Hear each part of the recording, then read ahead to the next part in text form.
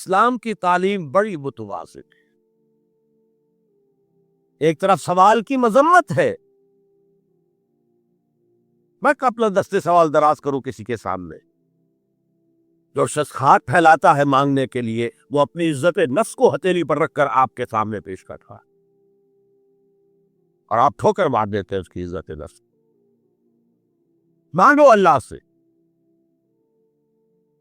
اللہ کسی کے دل میں ڈالے تمہاری ضرورت پوری کر سکتا ہے، بغیر اس کے کہ تم کسی کے سامنے دستے سوال دراز کر۔ تو سخت مذمت ہے، اور خاص طور پر بیگری جو ایک انسٹیٹیوشن بن گیا ہے، پیشہ بن گیا ہے، وہ تو اسلام کی تعلیمات کے منافی ہے۔ اور جس طرح کی ہم خیرات بانٹتے ہیں، 5 روپے کا نوٹ دے رہے ہیں مانگنے والوں کو، مسجدوں کے باہر سمجھ رہے ہم نے حاتم طائی کی خبر کو لات مار دی، حالانکہ حقیقت میں آپ انسٹیٹیوشن آف بیگری کو سپورٹ کر رہے ہیں۔ کسی ایک کو لے لو، آؤ چلو مجھے اپنا گھر دکھاؤ، مجھے بتاؤ تم واقعی اس قابل ہو یا نہیں ہو، اور پھر اس کی مدد کریں، لمسم کریں، پھر وہ 5 روپے نہیں ایسی دیں کہ وہ کچھ اپنے پاؤں پر کھڑا ہو سکے۔ میں نے 1 روپیہ نہیں کہا، یہ کہ 1 روپیہ تو اب کوئی شے نہیں رہی، لیکن یہ کہ 5 روپے کا نوٹ بھی آپ نے تقسیم کرنے شروع کر دیے، یہ کیا ہے؟ وَالسَّائِلِينَ وَفِي الرِّقَابِ، لیکن دوسری طرف سائل کو جھڑکنا نہیں ہے۔ وَلَا اما السَّائِلَ فَلَا تَنْهَرْ، جھڑکو نہیں۔ اچھا بھائی نہیں، معاف کرو، میرے پاس اس وقت آپ کی مدد کے لیے کچھ نہیں ہے، میں کچھ نہیں کر سکتا۔ تو ان دونوں کے درمیان اصل میں معاملہ ہونا چاہیے، بلکہ یہاں تک بھی فرمایا سائی کو ضرور دو، چاہے وہ گھوڑے پر سوار ہو کر تمہارے دروازے پہ آیا، کیا پتا اس کی واقعی الجھن کیا ہے۔ تو سوال کی مذمت اور سائل کو جھڑکنے کی ممانعت ہے، حتی انکان خالی ہاتھ نہ لوٹاؤ، اس میں اپنی عزت نفس اپنی ہتھیلی پر رکھ کر تمہاری سامنے پیش کر دیا، اسے ٹھوکر لگاؤ۔ لیکن جیسا کہ میں نے عرض کیا، یہ انسٹیٹیوشن آف بیگری جو ہے یہ ایک علیحدہ شے ہے، بالکل اس کا اس سے کوئی تعلق نہ سمجھیے۔ وَفِي الرِّقَابِ، رقاب جمع ہے رقبہ، گردن، فَكُّ رَقَبَةٍ أَوْ إِطْعَامٌ فِي يَوْمٍ ذِي مَسْغَبَةٍ يَتِيمًا ذَا مَقْرَبَةٍ أَوْ مِسْكِينًا ذَا مَتْرَبَةٍ۔ فَكُّ رَقَبَةٍ، کسی کی گردن چھڑا دینا۔ اس وقت سب سے بڑی اپلیکیشن اس کی تھی غلاموں کو، کنیزوں کو اپنے پیسے سے خرید کر آزاد کر لے، بہت بڑی نیکی، بہت بڑی نیکی۔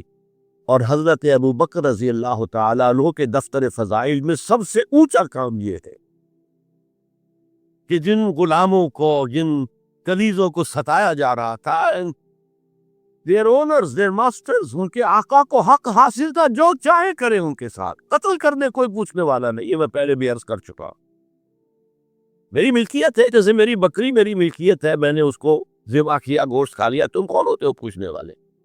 میرا غلام تھا، میں نے قتل کر دیا، تم کون ہو پوچھنے والے؟ ان کو حضرت ابو بکر نے خرید کر آزاد کیا، اور منہ مانگے دام دیے۔ حضرت بلال کے لیے امیہ ابن خلف نے اتنی بڑی رقم مانگی، حضرت ابو بکر نے کہا ٹھیک ہے لو۔ باپ نے کہا بھی ابو قحافہ نے، ابو بکر کو کوئی غلام خریدنا ہی تھا کہ کوئی طاقتور آدمی جو کام آ سکے کہیں، اس کو خریدنا چاہیے۔ انہیں کیا پتا ابو بکر کس لیے خرید رہا اور کس کے لیے خرید رہا۔ آج کے دور میں اس کی اپلیکیشن ہوگی، کوئی شخص جو ہے اگر قرض میں اس طرح جکڑا جائے کہ لاکھ ہاتھ پاؤں مارے نکل نہیں سکتا، اس کو کوئی لمپ سم مدد دے کر اس قابل کیا جائے کہ وہ پھر اپنے پاؤں پر کھڑا ہو جائے۔ یہ نہیں کہ اسے آپ ہر مہینے کچھ رقم دیتے رہے مینٹیننس کے لیے، نہیں، اس سے تو اسی پوزیشن میں رہے گا۔ یہ بعض مائنورٹی کمیونٹیز کے اندر یہ معاملہ موجود ہے۔ کوئی بھائی اگر گر گیا ہے کاروبار میں تو اس کی پھر ایسی مدد کی جائے کہ وہ پھر آپ کی صف میں آ کر کھڑا ہو جائے۔ Respectable members of your community, وہ اس شکل میں پہنچ جائے. یہ بھی فک و رقبتن اس کی ذیل میں آج کل آئے گا. اب اس کے بعد آیا وَأَقَامَ الصَّلَاةَ وَآتَى الزَّكَاةَ. یہ دو کیا ہے؟ یہ عبادات کی شکل میں دو ستون ہیں جو ان دو چیزوں کو سپورٹ کرتے ہیں جو اب تک بیان ہوئی. ایمان کو تازہ رکھنے کے لیے نماز قائم کرو. ہر نماز ایمان کی تجدید ہے. اقیم الصلاۃ لذکری، نماز قائم کرو میری یاد کے لیے. اپنا عہد اللہ کے ساتھ تازہ کرو. ایاک نعبد و ایاک نستعین، اے اللہ ہم تیری ہی بندگی کرتے ہیں اور کرتے رہیں گے، تجھ ہی سے مدد مانگتے ہیں اور مانگتے رہیں گے. اپنے اس عہد بندگی کو تازہ کرو، ایمان کو تازہ کرو. الحمدللہ رب العالمین الرحمن الرحیم. ایمان باللہ تازہ ہوا نا. مالک یوم الدین، ایمان بالآخرہ تازہ ہو گیا. یہ ہے ایمان کو قائم رکھنے کے لیے، نیکی کی اس روح کو برقرار رکھنے کے لیے اللہ تعالیٰ کی طرف سے یہ ستون ہے. الصلاۃ عماد الدین، دین کا ستون ہے یہ نماز. اس بحث میں اس کا مقصد کیا ہے وہ میں نے بیان کر دیا. بعد میں کیوں آ رہا ہے؟ لیکن اصل شے ہے ایمان، اور ایمان کو سپورٹ کرنے والا ستون ہے نماز. عملی نیکی میں اصل شے ہے ہمدردی، ہمدردی میں مال خرچ کرنا، اور اس کے لیے ستون ہے زکوٰۃ. کم سے کم یہ 2.5% تو نکالو، بوتل کا کانٹ تو کھل جائے. پھر اور بھی دو، اور بھی دو، اور بھی دو. یہ تو اوبلیگیٹری ہے، یہ تو فرض ہے، یہ تو لازم ہے.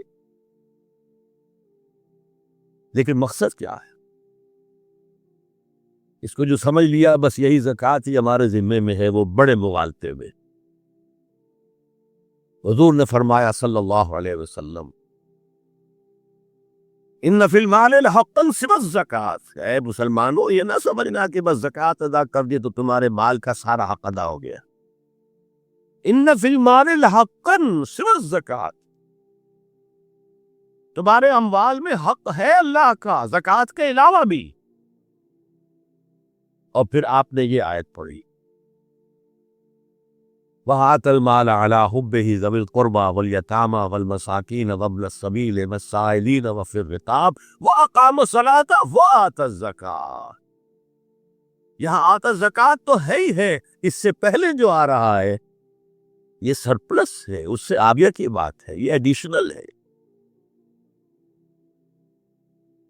اسی لیے جب انفقوا انفقوا انفقوا انفقوا انفقوا کی جو تکرار ہوتی ہے قرآن مجید میں، تو ایک جگہ پھر سوال کیا صحابہ نے کتنا خرچ کرے؟ فرمایا قل العفو، کہہ تو جو بھی ضرورت سے تو دے ڈالو. Don't accumulate, don't retain anything.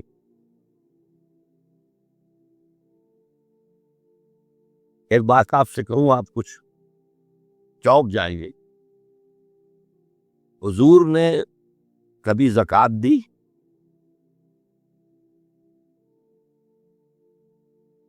کبھی نصاب کے بقدر پیسہ آپ کے پاس جمع ہوا کہ آپ پر زکوٰۃ واجب ہوتی؟ ایسی عجیب بات ہے. ارکان دین میں سے ایک رکن سرے سے واجب، کبھی ہم نے مال رکھا ہی نہیں. حضور کا اسوہ ہم جانتے ہیں، مسواک کر لی ہے، پائچے جو ہے ٹخنے سے اوپر کر لیے ہیں، یہ اسوہ ہے. ہاں ہے، یہ بھی ہے، ٹھیک ہے، سنت ہے. اسوہ تو یہ ہے، اور صرف آپ کا نہیں، جنہیں ہم کہتے ہیں فقراء صحابہ، ابو ہریرہ، ابو ذر، سلمان فارسی، علی رضی اللہ تعالیٰ عنہ مجمعین، یہ فقراء صحابہ میں سے کبھی کچھ نہیں رکھا اپنے پاس. میں نے بتایا تھا آپ کو شاید کہ حضرت علی کی جب شادی ہو رہی تھی حضرت فاطمہ سے، کوئی مکان تھا ہی نہیں، کہاں لے کے جائے؟ ایک انصاری نے ایک حجرہ دیا ہے اپنے مکان کا، اس میں حضرت فاطمہ ودا ہو کر گئی. He didn't have any home. ابو ذر